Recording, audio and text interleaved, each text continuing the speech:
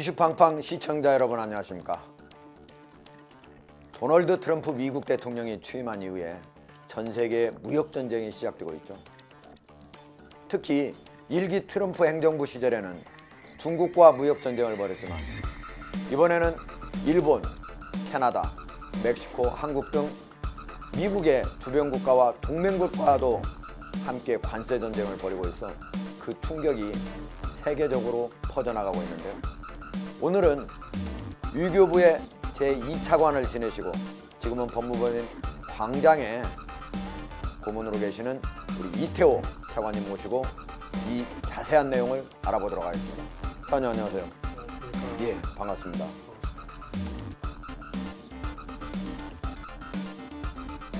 트럼프가 취임한 이후에 가장 처음에 바로 전 세계에 거의 전쟁을 선포하다시피 했어요.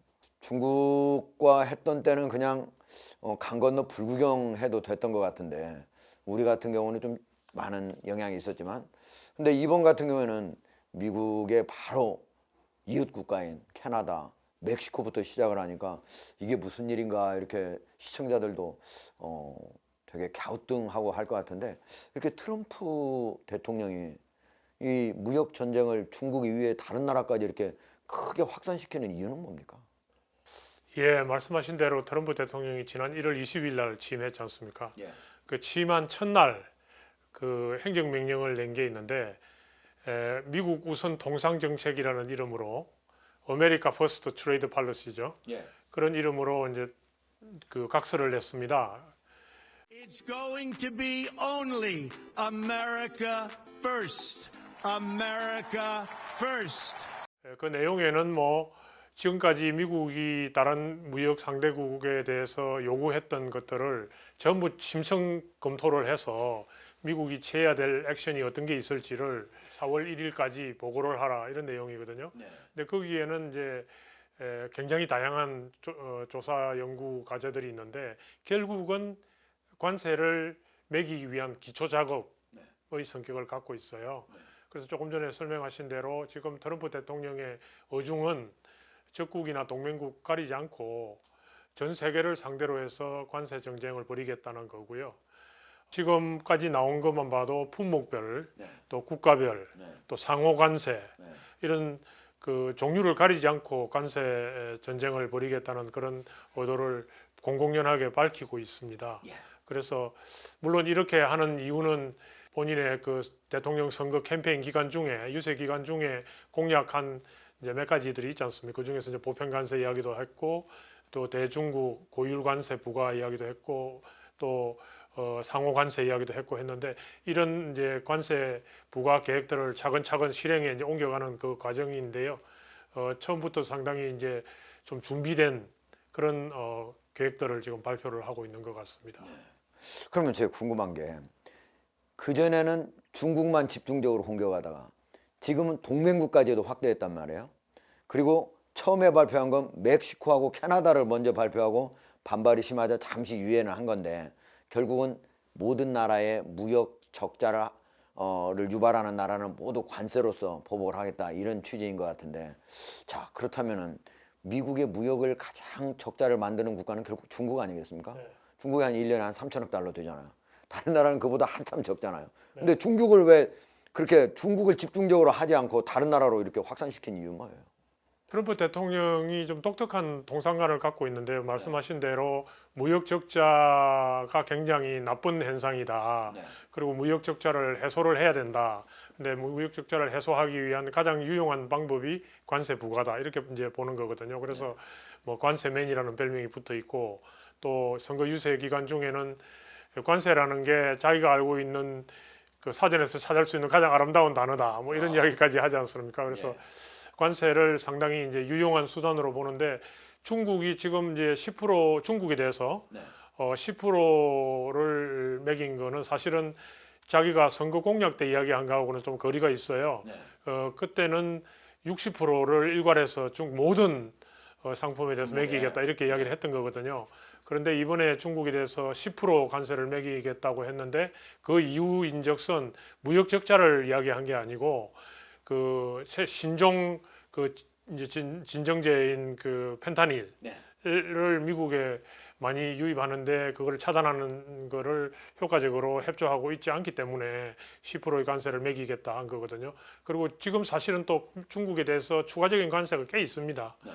근데 그거에 추가해서 10%를 매기겠다. 예를 들면 과거에 매긴 게 있으니까 예. 추가는 10%고 그런데 그게 끝이 아니라는 거죠. 예. 지금 이제 그랬다는 거고 그거의 목적은 무역 적자와 연계시켜서 이야기한 게 아니라 그 펜타닐 유입을 마약하고 마약하고 연계해서 10%는 거고 앞으로 또 어떤 이유와 핑계로 또 추가적인 관세를 매기겠다 하는 거는 또 열려 있습니다. 아, 무역 적자 끝이 3천억 아닙니다, 이게. 달러에 관련된 부분은 아직 남아 있는 이야기도 안 거고 꺼냈습니다. 현재 미국의 청소년들한테 많이 영향을 미치고 있는 그 펜타닌이라고 하는 그 마약이 중국에서 오기 때문에 그걸 너네가 좀 막아라 하는 취지에서 이 관세를 지금 10%는 매겨놓은 거라 이거죠. 그렇습니다. 아, 그러면 이게 단순히 관세가 무역 적자를 줄이기 위한 수단뿐만 아니고 다양한 그런 지렛대로 활용하겠다는 얘기네요. 그렇습니다. 어떻게 보면 트럼프 대통령한테는 관세는 일종의 정가의 보도, 만병통치약적인 그런 관념을 갖고 있는 것 같아요. 그래서 물론 처음에 무역 관점에서만 보면 무역 적자 해소가 가장 큰 이유겠지만 그밖에 지금 하는 이야기를 들어보면 중국 이야기도 하셨습니다만은 또 캐나다, 멕시코도 사실 지금 무역 적자 이야기를 하는 게 아니라 불법 이민, 그다음에 마약 이런 거를 제대로 국경에서 단속을 안 하기 때문에 25%의 관세를 이제 여기 캐나다나 멕시코에 대해서 매기겠다고 그랬던 거거든요. 그러니까 이제 캐나다, 멕시코에서 놀래가지고 우리가 국경에다가 군대도 투입을 하고 예산도 충분히 더 이렇게 재원을 확보를 해서 국경 강화를 하겠다 해서 달갠 거거든요. 그래서 이제 그 관세 매기겠다는 걸 잠시 한 달 동안 보류를 해놓은 상황이잖아요. 근데 거기에서도 아직까지는 무역 적자 이야기는 나오진 않았고 무역 밖의 이야기를 한 겁니다. 그래서 말씀하신 대로 트럼프 대통령의 관념에는 이 관세라는 게 무역 적자 해소에도 도움이 되지만 그 밖에 비경제적 외교적 목표에도 도움이 된다. 실제로 협상하는데 이 스틱이 된다고 생각을 하는 거죠. 그러니까 무역 전쟁이라고 우리가 겉으로 현상에는 봤지만 실제로는 트럼프 대통령이 다양한 어떤 효과를 노리고 그런 관세를 매기겠다라고 이렇게 위협을 가하고 있는 상태다 이렇게 보겠네요. 결국은 멕시코한테는 불법 이민 그만 보내라. 그다음에 또 뭐 어디 브릭스 국가에는 너네 위안화를 기축통화로 쓰려고 하면 안 된다. 우리 걸 여전히 달러로 써라. 그다음 또 중국에는 우리한테 마약 수출 이거 절대 안 된다. 너네가 단속해라. 이러한 얘기들을 하면서 현재까지는 무역 보복을 시사를 했다. 이렇게 봐야 되겠네요. 그렇습니다. 이제 미국 대통령이 그 관세를 매기려고 부과를 하려고 그러면 법적 근거가 있어야 되잖아요. 그렇지 않으면은 그 다 법정 투쟁을 또 하고 뭐 민간에서도 또 이게 WTO 제소도 하겠죠. WTO 제소도 할 수도 있고 국내적으로도 미국 국내법에 위반이다 해서 또 법정에다가 이게 제소도 할 수 있고 하기 때문에 법적 근거가 있어야 되거든요. 근데 이제 조금 전에 언급하신 그런 경제 외적인 것들은 국가 비상사태를 선언을 하면은 대통령한테 강범위한 권한이 위임이 되고 그 권한 중에서는 관세를 부과할 수 있는 권한이 있다고 보는 거거든요. 아, 미국은 이런 거 가지고도 국가 비상사태를 그 국가 비상사태를 선언을 했습니다. 아, 이미 했어요. 예, 그 이제 분야별로 할 수 있게 미국은 돼 지금 있어요. 이제 국가 비상사태군요. 그러니까 그게 뭐 전반적인 모든 측면에서의 사회의 모든 측면에서의 비상사태라고 하는 건 아니지만 국경에서 마약 문제의 비상사태 그리고 에너지 사태의 비상사태 이렇게 선언을 따로따로 할 수 있고요. 그렇게 되면은 분야별로 비상사태를 선언을 하고 그러면은 국제 긴급 경제 권한법이라는 게 있습니다. IEEPA라는 법이 있는데요. 그 법에 따르면은 대통령이 별도의 그 절차 없이 자기가 상당히 강범위한 권한을 갖고 있어서 조치를 취할 수가 있고 국가 비상사태니까 조치를 취할 수 있도록 하고 있거든요. 그래서 그 법을 활용해서 이번에 이런 모든 관세 조치를 하겠다는 거고 지금 이제 4월 1일까지 조사를 시킨 거는 이제 상무부라든지 재무부라든지 그다음 무역대표 USTR 이런 데다가 이제 연구를 시켜 놓은 거거든요. 그게 오면은 이제 그거는 법적 근거를 또 만들 거예요. 그 상대방 불공정 관행을 조사를 한다거나 이렇게 해서 법적인 절차를 밟아가면서 국가 안보 이야기도 있을 수 있고요. 그런 법적인 절차를 밟아서 또 절차를 추가적으로 할 수 있는 거죠. 그런데 지금은 국가 비상사태 선언에 근거한 관세 조치 이렇게 하는 거는 당장 이제 추진할 수 있으니까 그렇게 하고 있는 겁니다. 그런데 이제 결국은 4월 2일 이후에 드디어 이제 몰려올 그 관세 쓰나미, 이거는 결국은 이제 미국의 무역 상황하고 연관되어 있는 거예요. 자세히 조사를. 근데 이제 미국의 무역 적자가 지금 매년 많이 늘고 있죠. 작년에는 얼마나 나온 거예요? 미국 무역 적자가 지금 이제 미국의 패턴이 좀 있습니다. 두 가지 우리 쌍둥이 적자라는 이야기를 하는데요. 하나는 무역 적자, 이제 경상수지 적자가 있고 또 하나는 재정 적자가 있고요. 두 개가 이제 쌍둥이인데 무역 적자는 4, 50년간 계속해서 발생을 해왔고요. 무역 적자는 그 중에 미국은 특히 흑자를 낸 적이 별로 없어요. 별로 없습니다. 상품 무역 더구나 이제 상품 무역이 늘 적자인데 뭐 1조 한 3천억 정도 이렇게 됩니다. 1조 3천억 달러 매년 그 정도 수준으로 무역 적자는 계속해서 이제 들락날락하지만 있었고요. 무역 그다음에 재정 적자는 이제 주기별로 한 20년 주기로 왔어요. 대개 재정 적자의 원인이 이제 세금 감면이라든지 이런 게해서 지출이 줄고 그다음 국방비라든지 복지비가 많이 나간다든지 또는 경기 부양을 위해서 외환 위기라든지 코로나라든지 이런 것 때문에 이제 지출이 많이 늘어나서 재정 적자가 되는데 그거는 한 20년 주기로 이렇게 왔는데 지금 이 두 개가 같이 겹치는 시기예요. 그러다 보니 이제 사실은 이 적자 해소라는 게 굉장히 중요한 과제로 떠오르는 거죠. 그래서 트럼프 대통령은 대통령 당선되기 전에 이미 이 무역 적자는 나쁘다. 그리고 무역 적자 해소를 위해서는 자기가 관세 수단을 쓰겠다. 이렇게 이제 보는 거죠. 선언을 한 거죠. 그리고 이제 쌍둥이 적자 중에 하나인 무역 적자, 이거를 해소하기 위해서 결국은 바로 관세 전쟁을 시작했다, 이렇게 봐야 되는 거예요. 근데 두 개가 또 연계가 돼 있어요. 어떻게 물론 연계됩니까? 직접적으로는 무역 적자가 중요하죠. 그리고 무역 적자는 이제 무역에서 오는 거니까 직접 관세가 직접적으로 영향을 미치는데 이 재정 적자도 사실 무역 적자하고 분리되어 있지 않은 게 재정 적자를 메우려면은 결국 국채를 발행해서 그 메꿔야 자금을 조달해야 되잖아요. 근데 국채를 발행을 하면은 이게 이제 미국의 국채는 굉장히 전 세계적으로 안정적인 자산이니까 또 자산을 이제 취득을 하려고 이제 전 세계적으로 또 몰려들겠죠. 그럼 달러 가치가 올라가고 달러 가치가 올라가면은 이 경쟁력이 떨어지잖아요. 수출에 있어서. 그럼 무역 적자가 또 악화가 되고 이렇게 돼서 두 개가 연계가 돼 있어요. 이제 그게 하나 있고 그 미국 이제 대통령 입장에서는 트럼프 대통령 입장에서는 무역 적자를 해소하는 게 중요하고 재정 적자도 또 똑같이 중요한 거예요. 해소하는 게. 그런데 왜 또 그게 이 양반한테는 중요하냐 하면은 감세 정책을 펴고 있거든요. 감세 정책을 펴니까 이제 지출이 일정하면 거둬들이는 게 적으면 재정 적자는 더 악화되는 거잖아요. 아, 결국 관세를 올려서 관세를 올려서 그 부족분을 보충하겠다는 거거든요. 네. 근데 그 부분에 대해서는 비판이 많습니다. 아, 그렇군요. 네. 중국 같은 경우에도 미국이 10% 관세를 매기겠다니까 중국도 바로 얘기를 했어요. 우리도 매기겠다. 그래가지고 결국은 중국도 같이 매기고 미국도 매기면은 결국 아까 차관님 말씀하신 대로 효과가 별로 없는 거 아니냐, 이렇게 생각을 어떻게 보세요? 그 자체는 뭐 서로 상쇄된다고 볼 수는 있긴 한데 결국은 멍이 드는 거는 무역이죠. 실제로 지금 캐나다와 멕시코에 대해서는 위협으로 일단 끝났고 한 달간은요. 아까 말씀드린 대로 이제 25% 관세를 매기겠다 그러니까 캐나다하고 멕시코는 정상 차원에서 우리가 국경 강화 조치를 하겠다 해서 이제 일종의 좀 달갠 거예요. 트럼프 대통령을 달개서 시행 하루 전날 일단 보류를 해서 한 달 동안 유예 기간을 두고 이 문제를 좀 더 협의해 보자 이렇게 됐고 중국은 10% 추가 관세를 매기겠다 했는데 별다른 조치가 없었어요. 이제 미국하고 중국 간의 소통이 그렇게 이웃 우방국하고 다르게 없어서 결국은 집행에 들어갔습니다.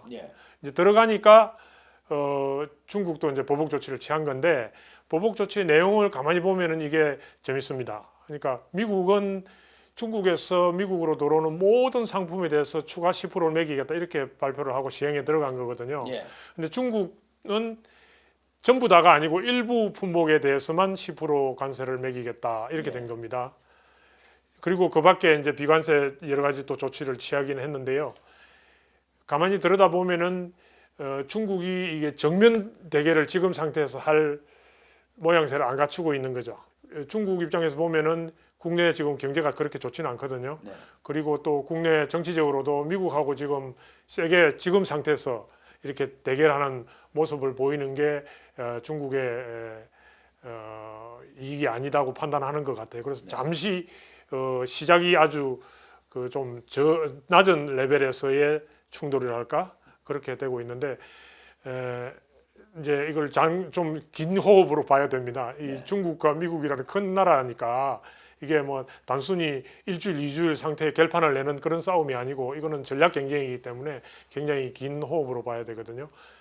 또 한편으로는 중국 입장에서는 자기들이 매년 3천억 달러씩 흑자를 내니까 많이 낼 때는 3,500억 달러 이상도 냈으니까 그런 측면에서 똑같이 저쪽에서 관세 10% 우리는 무역 적자에서 너네한테 관세 매겼는데 너네는 무역 흑자를 내는데도 왜 관세를 매기냐 이렇게 반론할 수 있지 않습니까? 어떻습니까? 뭐 그럴 수는 있겠죠. 예. 그럴 수는 있겠는데 지금 이제 관세를 사실은 높이는 것 자체가 미국이요. 예. 관세를 높이는 것 자체가 종전 그 자유무역 체제 다자 통상 체제가 지배하던 그 시절에 보면은 이건 국제법 위반이거든요. 예.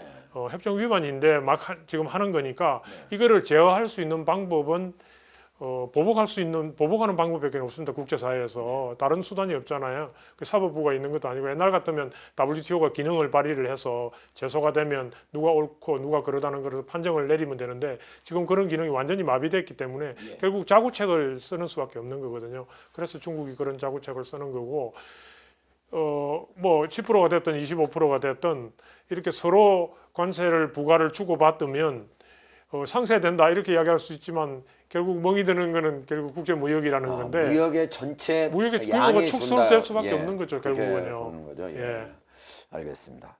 자, 그런데 이제 가장 우리 시청자들이 궁금해할 건 결국은 한국의 영향일 것 같아요. 지금 트럼프 대통령은 2월 10일에 모든 국가에서 미국으로 수입되는 철강 그리고 알루미늄에 25% 관세를 매기겠다 이렇게 했는데요. 자, 철강 수출액이 가장 많은 나라는 캐나다지만 우리나라도 상당히 많습니다. 자, 우리에 미치는 영향은 어느 정도 되나요? 철강하고 알루미늄 분야에. 네, 철강 알루미늄은 조금 설명을 약간 역사가 좀 있어요. 이게 일기 트럼프 행정부하고 연계가 돼 있는 이슈인데요. 2018년도에 이제 이 철강 알루미늄에 대해서 미국이 무역 확장법 232조라는 게 있습니다. 이게 뭐냐면 국가 안보에 영향을 미치는 사안에 대해서는 관세를 매길 수 있도록 그렇게 해놓은 법인데요. 그거를 근거로 해서 이 철강과 알루미늄이 이제 수입으로 인해서 산업이 죽어가고 있으니 이 철강과 알루미늄 산업은 국가 안보에 굉장히 중요한 산업이기 때문에 이거를 가동률 80% 정도의 수준으로 유지를 해야 되겠다 해서 그 당시에 이제 그 1962년도 법을 먼지를 털고 갖고 와가지고 그거를 이제 원용해서 이렇게 관세를 25% 매긴 거예요. 그 갑자기 이제 철강 거의 무관세거든요. 근데 25%를 뭐 우방국이고 뭐고 되게 사실 우방국이에요. 중국도 있지만 주로 미국에 수출하는 그렇네요. 나라들은 캐나다, 우방국이거든요. 멕시코, 브라질, 한국 순이네요. 그러니까 이 우방국에서 수입해오는 철강을 갖고 미국의 국가 안보에 위협이 된다는 게 무슨 소리냐 이리 된 거예요. 그 실제로 WTO에 가서 제소도 하고 막 그랬습니다. 근데 어쨌거나 그때 이제 어떤 식으로 되느냐면은 그렇게 하니까 미국이 개별 국가와 협상을 했어요. 협상을 해가지고 일부 국가는 관세를 이제 안 내도 되는 걸로 해주고 예를 들면 캐나다, 멕시코 같은 관세를 결국 안 내도록 면제를 해줬습니다. 그리고 한국은 물량을 정해놓고 그 물량만 팔도록 미국에. 그래서 그 당시에 팔고 있던 우리 철강 물량의 한 70분 정도 수준으로 해서 263만 톤. 내 철강만 수출을 하겠다. 무관세로. 무관세로 수출하겠다. 더 이상 안 하겠다. 그리고 이제 바이든 행정부 들어와 가지고는 일본 또 그 EU 이런 나라들도 이제 비슷한 방식으로 이렇게 스스로 수출을 자제하는 방식으로 이렇게 합의를 봤어요.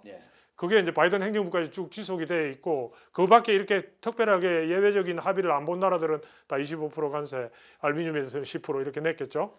근데 이번에 이제 트럼프 대통령이 와가지고 하는 이야기가 뭐냐면은 예외를 몇 나라 이렇게 우방국가 중심으로 했는데 거기서 수입이 많이 돼가지고 이게 원래 당초 목적한 그 목표 달성에 실패했다. 안 되겠다 이거.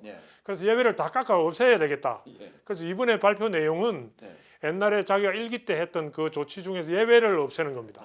그래서 다 25% 복원하는 거예요. 예. 그러니까 우리는 이제 초창기부터 물량은 제한했지만 관세는 안 내도록 한 건데 이제 관세를 내야 되는 상황이 온 거예요. 25%로. 그리고 알루미늄은 10% 관세를 매기도록 처음에 조치를 했던 거를 네. 이번엔 25%로 일괄해서 매기기로 한 거예요. 그러니까 결국은 그러면 미국의 철강과 알루미늄 산업을 일으키겠다 이런 목표예요. 그렇죠.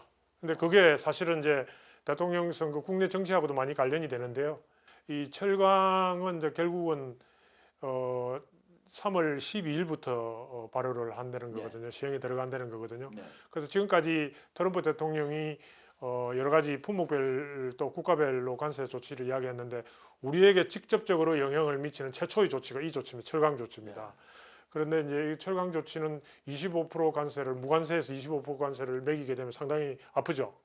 많이 아프고 이제 미국에 들어가서 미국 철강 산업하고 경쟁하는 데 상당히 이제 애로사항이 생길 겁니다.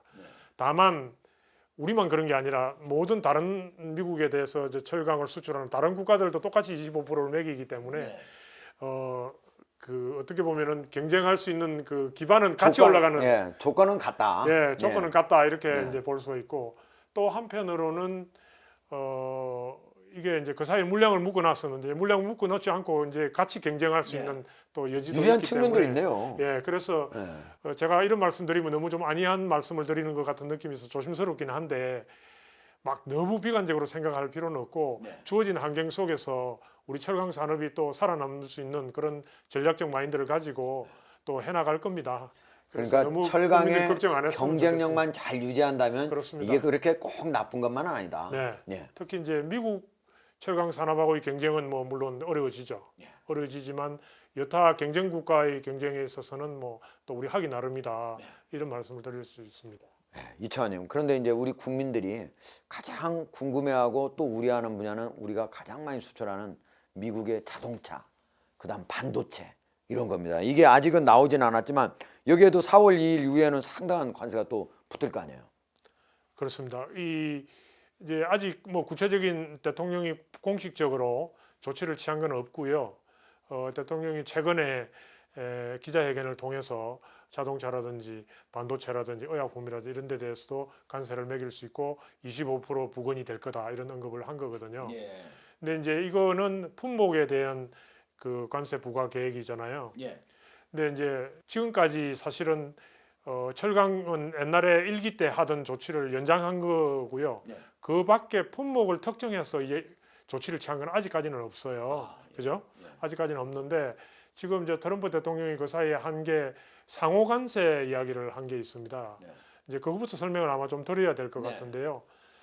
상호 관세라는 거는 상대방이 매기는 관세 수준만큼 우리도 매기겠다. 미국의 관세 수준이 굉장히 낮거든요. 전 세계적으로 거의 2%에서 3% 사이에 있는데 다른 나라들은 뭐 관세가 높지 않습니까? 그러니까 우리만 관세를 낮추면 손해니까 그래서 무역 적자가 많이 나고 그러니까 다른 나라에 매기는 관세 수준만큼 우리가 같이 높여서 매기겠다는 거거든요. 그게 이제 상호 관세, 영어로는 reciprocal tariff이라고 합니다만 이제 그거 그럼 계획을 나라별로 발표했어요. 관세가 달라지는 거예요. 그게 이제 이론상으로는 그렇죠. 그렇죠. 국가별로 하는데 이게 국제 무역에 있어서 이 품목을 분류하는 그 분류 기준이 있지 않겠습니까? HS 코드라 그러는데요. 그게 10,000개가 넘습니다. 그 전 세상에 이게 교육되고 있는 물품이 따지보면 10,000개가 넘는다는 거고요. 국가가 지금 WTO 회원국이 164개국입니다. 164개국에서 166개국이 됐네 이제 그렇게 된 나라면 곱하기 하면 이게 품목과 나라를 따지면 이게 복잡한 거죠. 엄청나게 많네요. 166만 개가 되는데 그렇게는 안 되는 거거든요. 그래서 지금은 추측은 특정 국가, 중요한 국가를 고르고 또 중요한 품목을 골라서 그거를 집중해서 이런 상호관세를 매기지 않겠느냐 그렇게 보는 거거든요. 근데 어떤 국가가 될지 또 어떤 품목이 될지는 아무도 모르는 거고요. 그거는 이제 연구를 시켜놨거든요. 그래서 4월달 초가 되면 이제 그 윤곽이 밝혀질 텐데 그때 결정하겠다는 건데 앞서서 하도 이게 기자들이 궁금해가지고 자꾸 물어보니까 이게 이제 자동차, 반도체 또 의료 이런 게 나온 겁니다. 근데 그렇게 나온 발언의 배경은 이 상호 관세 계획 속에서 보셔야 되는 거죠. 우리나라가 이제 미국에 대해서 무역 흑자를 많이 내고 있잖아요. 네. 작년 같은 경우에 557억 불, 네. 7억 달러가 됩니다. 미국 통계로는 더 많더라고요.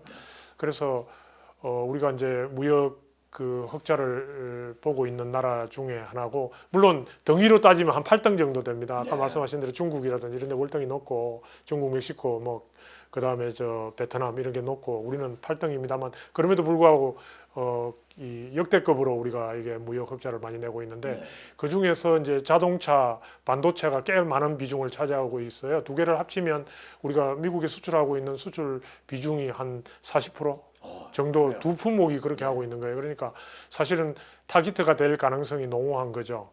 근데 이제 그래서 그 실질적으로 거기에 대해서 뭐 몇 프로가 됐든지 간에 관세가 매겨지면 상당한 타격이 올 겁니다. 지금 트럼프 대통령 구두로는 25%라고 그랬는데 상당한 타격이 올 거기 때문에 관련 업계에서는 굉장히 바짝 긴장을 하고 있죠. 특히 이제 반도체 같은 경우에는 미국 역 외에 다른 나라 뭐 이 메모리 같은 경우에는 한국이나 대만이라든지 이렇게 외에는 수입해 올 데가 없으니까 그래도 좀 대체제가 없는 상황이니까 좀 낫다고 그랬는데, 자동차는 뭐 어느 나라 자동차나 갖고 올 수 있는 게 있잖아요. 그러니까 타격이 더 많이 받을 수가 있죠. 그런 측면에서 이제 많이 고심을 하고 있는데, 트럼프 대통령은 이런 발표를 하면서 꼭 하는 이야기가 있습니다. 미국에 공장 지어라. 그러면 국경 들어오면서 관세 안 물지 않냐. 뭐 그런 의도로 이제 관세를 매긴다는 거죠. 그래서 무역 적자를 해소를 하겠다는 건데, 지금 우리 이 관련 업계, 특히 자동차 업계에서는 미국 투자를 많이 하고 있잖아요. 그런데 좀 더 이제 투자를 전략적으로 하는 거를 감안하고 있는 것 같습니다. 이런 식으로 이제 적응해 나가야죠. 그래서 상당히 뭐 자동차, 반도체에 대해서 관세를 매기는 거는 다른 품목하고는 비교가 안 될 정도로 우리 경제에 충격을 주는 사안이기 때문에 막아야 됩니다. 그러니까 반도체는 다른 데서 대체를 하기가 어려울 테니까, 다른 나라에서. 그러니까 그건 좀 관세를 매긴다고 하더라도 우리가 충분히 수출할 수 있는데, 자동차 같은 경우는 지금 우리 거 안 사고 다른 나라에서 사올 수가 있기 때문에 그 지금 보면은 만약에 미국이 10% 관세만 올린다고 하더라도 현대차가 1조 9천억, 기아 자동차는 2조 4천억, 4조 3천억의 영업이익이 줄 수가 있다. 이거 엄청난, 이건 큰 영향이네요. 이건 뭐 상당히 심각한 문제인데요.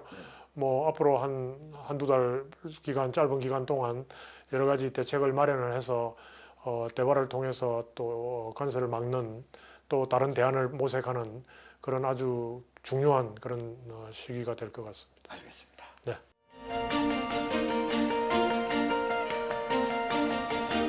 그러면 제가 지금 이청환님 얘기를 듣고 조금 그래도 안도감이 드는 거는, 우리가 미국하고는 상호 자유무역 협정이 맺어져 있잖아요. 그러니까 우리도 미국의 제품에 대해서는 이렇게 관세가 많지 않은 거 아닙니까?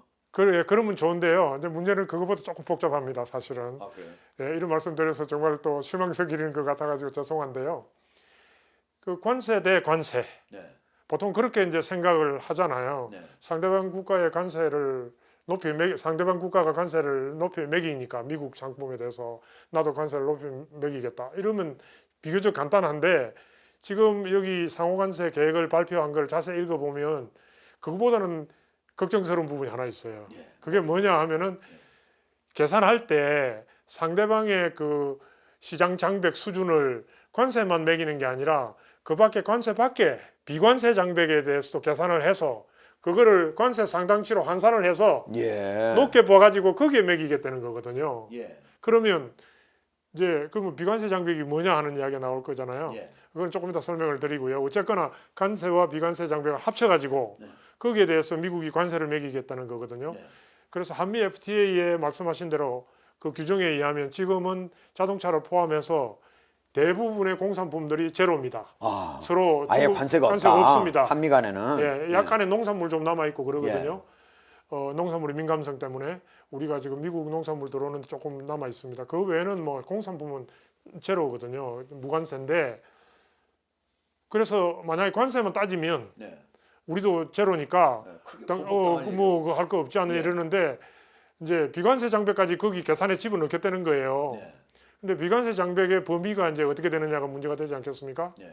그래서 이제 그게 좀 복잡해졌습니다. 그러면 우리가 여기서 여쭙고 싶은 게 우리가 미국하고 무역하는 과정에서 미국이 어떤 관세를 인상하기 위한 근거로 삼을 만한 비관세 장벽이 좀 있습니까?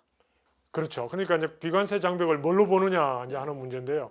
보통 이제 관세는 우리가 다 아는 관세고요. 관세는 이제 외국의 상품에 대해서 국경을 통과할 때 세관에서 매기는 일종의 세금이잖아요. 그거는 관세라는 걸로 되게 다 아는데 비관세 장벽은 지금까지 상식적으로 우리 경제학자들이라든지 무역 통상 전문가들이 간에 하던 비관세 장벽은 되게 그래도 어느 정도 그 카테고리에 대한 합의가 있어요. 예. 주로 이제 관세 외의 시장의 접근을 막는 그런 장벽들인데 예. 쉽게 이야기하면 가장 이제 손쉬운 예가 그 쿼타든지 이렇게 수량으로 제한하는 거 있잖아요. 예. 이제 가격을 제한하는 게 아니라 수량을 막아놓고 얼마 동안 못 들어온다. 예. 이렇게 한다는 그게 가장 크고요. 예. 그 다음에 이제 다른 요소들이 있습니다. 안전, 예. 그 다음에 위생, 예. 환경, 품질 예. 이런 것 때문에 수입을 막는 경우가 있어요. 예. 예를 들면 강우병 뭐 걸린 나라에 쇠고기 수입 안 한다. 예. 그 국민의 안전에 관련된 거잖아요. 그런 거를 막는 거는 관세로 안 막고 이제 비관세 장벽으로 막는 거거든요. 예. 뭐 그런 것들이죠. 그다음에 이제 안전 기준이 안 맞으면 우리 국내 시장에 못 들어오게 하거나 이제 대개 그렇게 해서 범위가 어느 정도 합의가 있어요. 네. 근데 이번에 이제 트럼프 대통령이 상호관세 계획을 발표를 하면서 비관세 장벽의 예시를 하지 않았겠습니까? 네. 거기 보면은 우리가 생각한 거 이상으로 깜짝 놀랄 만한 내용들이 있는데 예를 들면 예. 세금, 예. 그 부가가치세 이야기가 있습니다. 아, 예. 부가가치세, 예. 부가가치세를 포함한 세제, 예. 환율, 예. 환율요. 예. 그 다음에 뭐 또 각종 규제, 예. 뭐 규제는 뭐 전통적으로 비관세 장벽으로도 볼 수 있어요. 예. 매우 중요하네요. 세 가지. 예, 잠깐만요. 그리고는 보조금. 예. 보조금도 보통 이제 이걸 비관세 장벽으로 안 받거든요. 예. 그 다음에 임금 억제, 예. 임금 수준이 낮은 것도 문제를 삼는 거죠. 예. 뭐 이거는 이제 멕시코하고 협정 맺을 때 계속 문제가 됐던 사안인데 예. 이런 것들을 다 비관세 장벽으로 봐서 그거를 관세로 환산을 해서 합해가지고 거기에 합당한 관세를 매기겠다는 거거든요. 복잡합니다. 그래서 이게 그냥 한미 FTA에 우리가 무관세니까 뭐 괜찮겠거니 이렇게 지금 하기에는 조금 사태가 급박합니다. 그렇네요.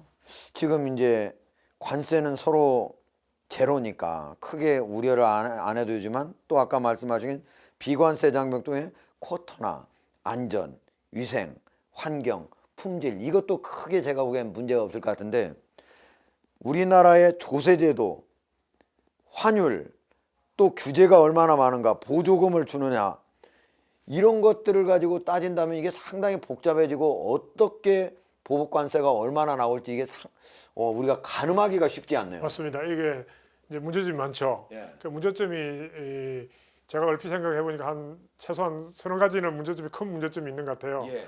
우선 첫째로는 가장 근본적인 문제는 사실은 지금까지 체제가 이 국제 통상 체제가 2차 세계 대전 이후 그 전까지 뭐 거슬러 올라갈 수도 있겠습니다만은 이 체제에는 상대방이 나에 대해서 관세를 어떻게 매기느냐는 논외로 하고 예.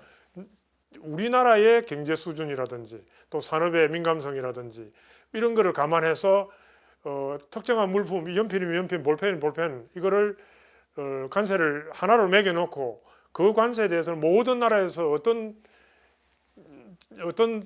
원산지든지 간에 네. 똑같은 관세를 매기는 거거든요. 예. 그래서 단순해요. 그리고 어떻게 보면은 그게 이제 소위 최혜국 대우라는 원칙이잖아요. 아, 예.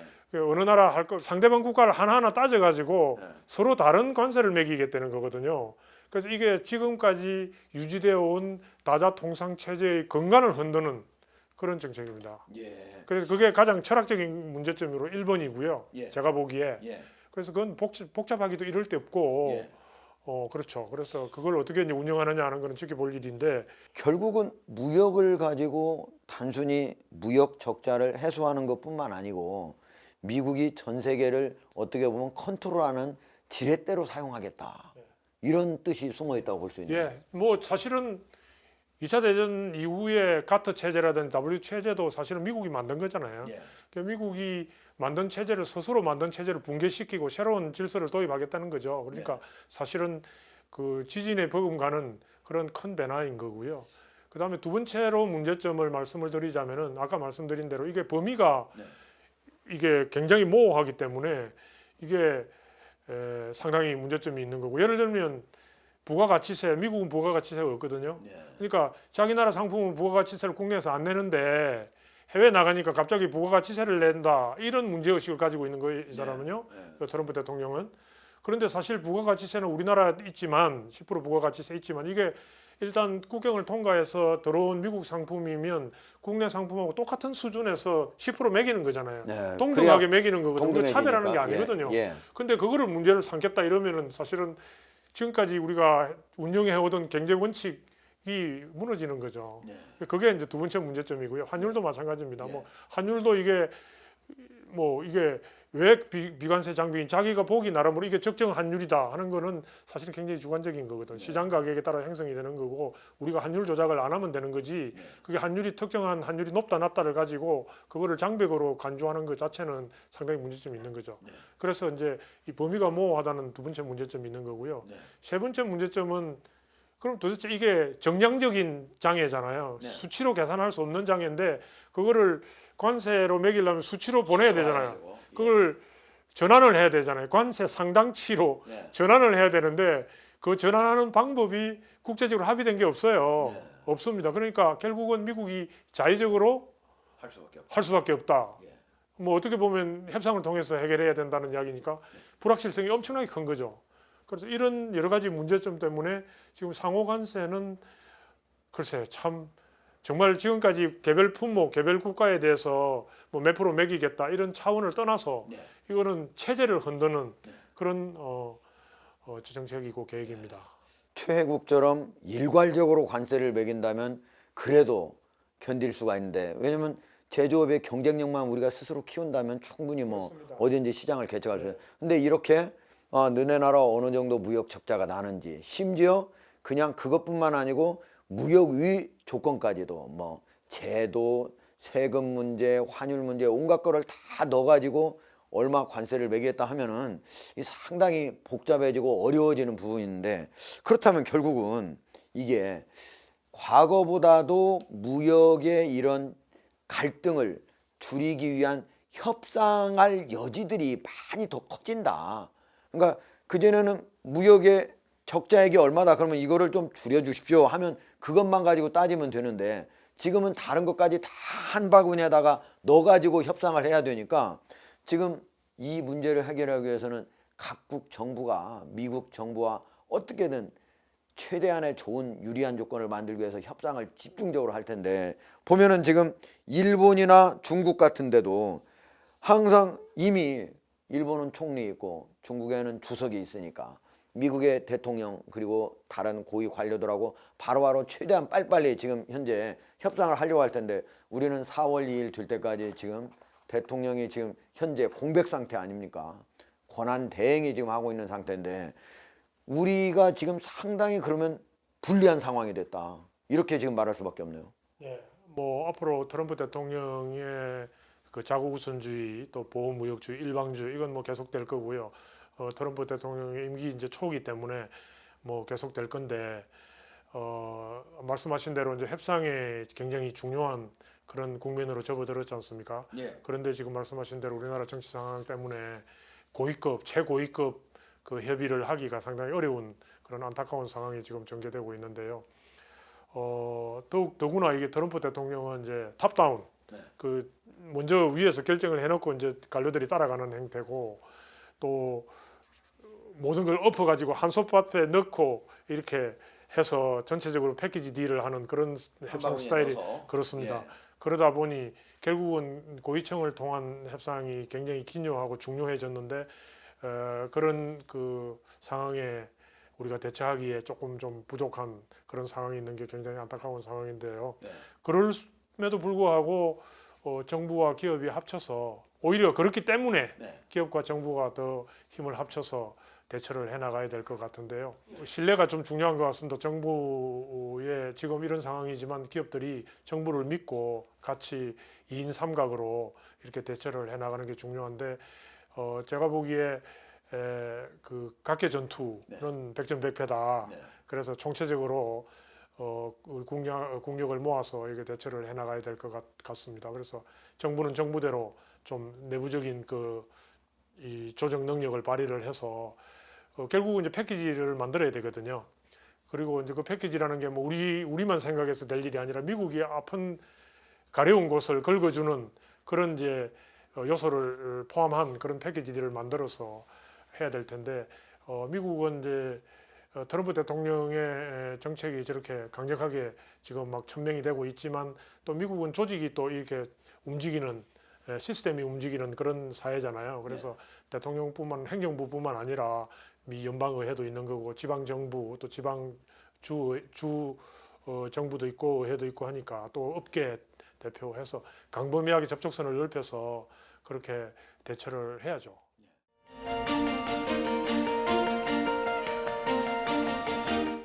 이번에 이렇게 관세 전쟁을 선포하고 이렇게 하는 거는 어떻게 무역 적자는 과연 줄 거라고 보세요? 어떻게 보세요? 상당수의 그 경제학자들은 네. 이 단기적으로는 뭐 어떤 현상이 나타날지는 모르지만은 장기적으로는 안 된다. 네. 그렇게 보는 것 같습니다. 우선 무역 관세를 매기게 되면 사실 트럼프 대통령은 관세를 매기면 그게 그 외국 기업에 대해서 세금 매기는 걸로 생각하고 있는 것 같은데 실제로 관세를 내는 주체는 수입업자거든요. 네. 그리고 수입업자가 그런 관세만큼 높여진 거를 자기가 흡수하는 게 아니라 네. 소비자에게 다 전가하는 거잖아요. 예. 그러면 소비자들의 물가가 올라가는 거죠. 미국은 사실은 그 무역 적자가 많이 나는 이유가 구조적인 문제거든요. 이게 관세가 뭐 낮고 높은 게 아니라 미국의 전반적인 소비 수준 패턴이 저축보다 많은 겁니다. 그러니까 예. 소비를 많이 하니까 예. 이 결국은 수입을 통해서 그 소비 수요를 충당시키는 거거든요. 그러다 네. 보니까 무역 적자가 나는 거잖아요. 구조적인 문제거든요. 그러니까 4, 50년 동안 이런 현상이 일어난 거죠. 네. 그런데 관세를 단기적인 처방을 한다고 그래서 그게 무역 적자 해소는 안 되고 오히려 아까 말씀드린 대로 소비자 물가 인상되죠.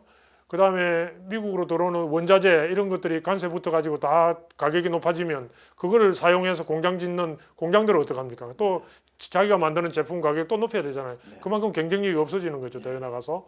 그러니까 이게 뭐 물가 수준도 높아지고 경쟁력도 없어지고 이렇게 되면은 오히려 수출이 안 되는 거고 네. 미국 전체로도 경제가 저하되는 거고요. 네.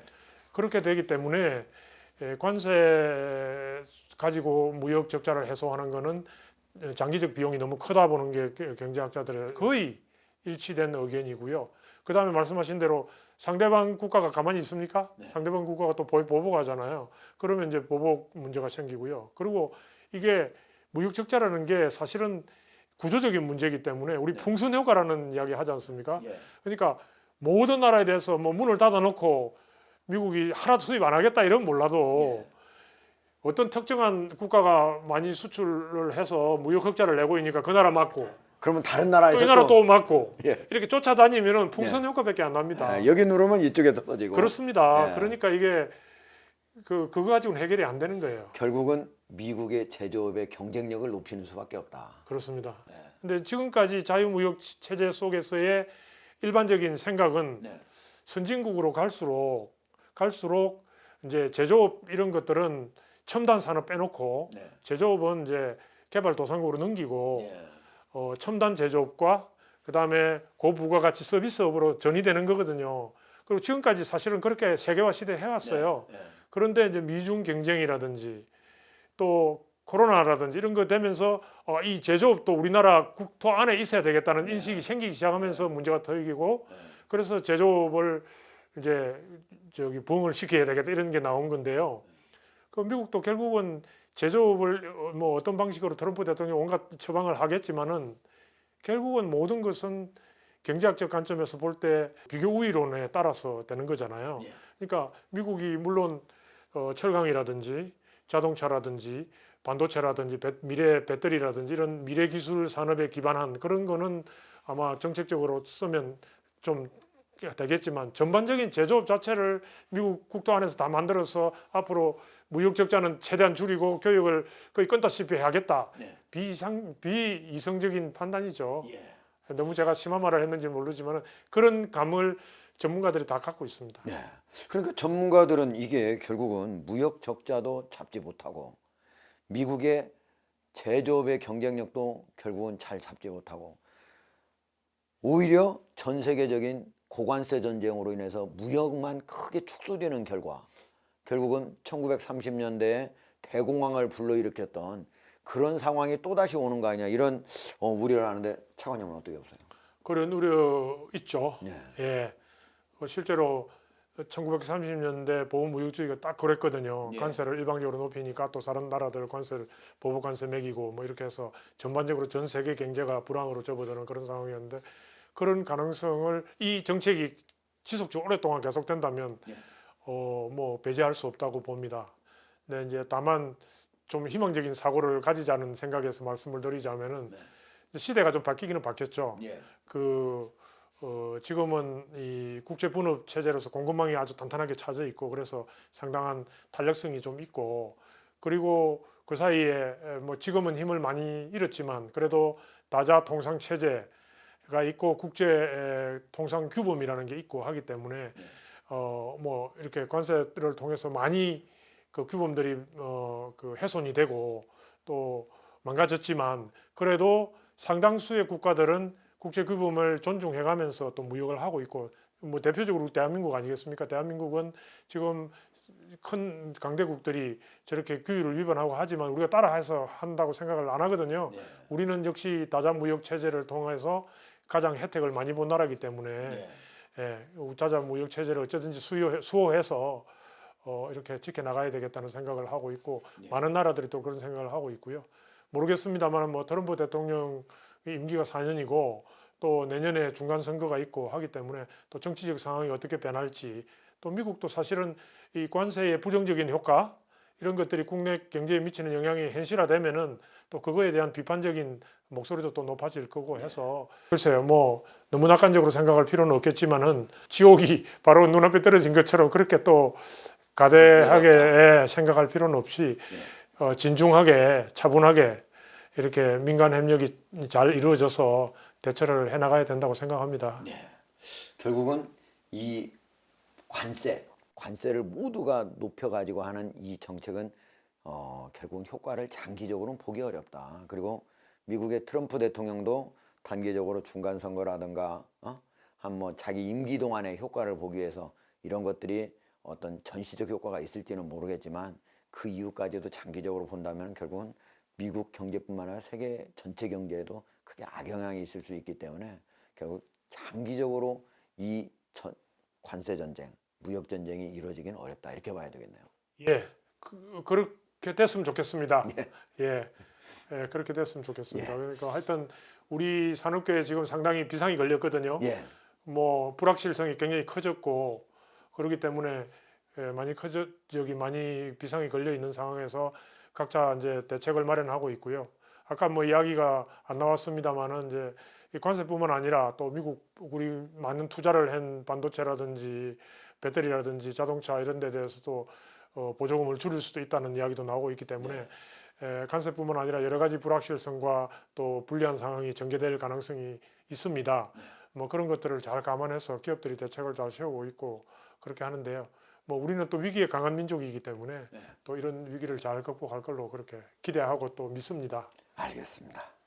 자, 미국이 4월 2일 이후에는 전체적으로 모든 나라에 대해서 진짜 말 그대로 관세 전쟁을 본격적으로 아마 시작할 것 같은데요. 우리가 가장 걱정하는 이제 자동차, 반도체 등이 그 대상 안에 오를 것 같습니다. 특히 자동차 같은 경우는 미국에 대한 그 수출액이 전 세계 수출액의 절반 이상이라고 하거든요.